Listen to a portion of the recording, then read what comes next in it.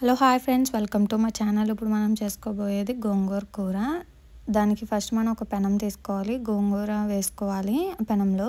అలాగే half glass water వేస్తే సరిపోతుంది.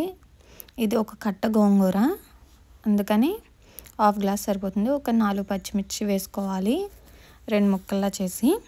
మీకు ఎక్కువ కొంచెం కారం కావాలంటే ఒక 7 అలా వేసుకోవచ్చు. ఇవి డార్క్ గ్రీన్ పచ్చిమిర్చి కాబట్టి చాలా కారంగా ఉంటాయి. అది మీకు లైట్ గ్రీన్ పచ్చిమిర్చి అయితే మీరు 8, 9 అలా వేసుకోవచ్చు.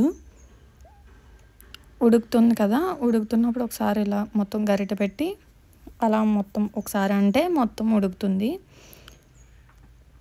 చూసారు కదా, గోంగూర అయితే ఉడికిపోయింది.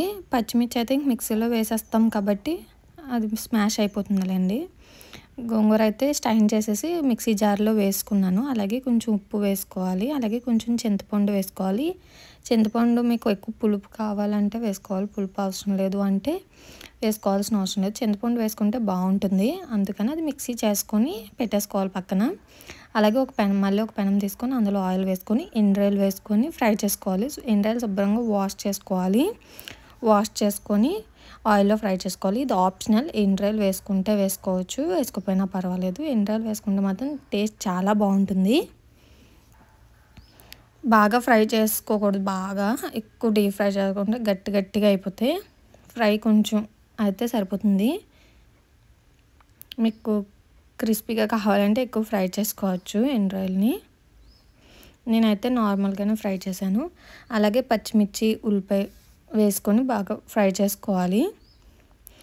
లైట్గా ఫ్రై అయితే సరిపోతుంది, ఎక్కువ అంతలా ఏం ఫ్రై అవ్వాల్సిన అవసరం లేదు.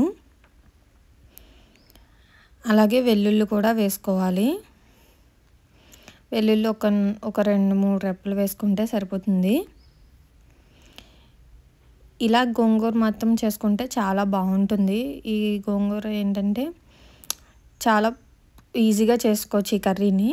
మీకు గోంగూర ఉంటే ఈజీగా బాయిల్ చేసుకొని మిక్సీ చేసుకొని ఇలాగా ఇదంతా ఫ్రై అయిపోయిన తర్వాత మనం గోంగూర చేసుకున్న పేస్ట్ ఉంటుంది కదా, అది వేసేసుకోవడమే.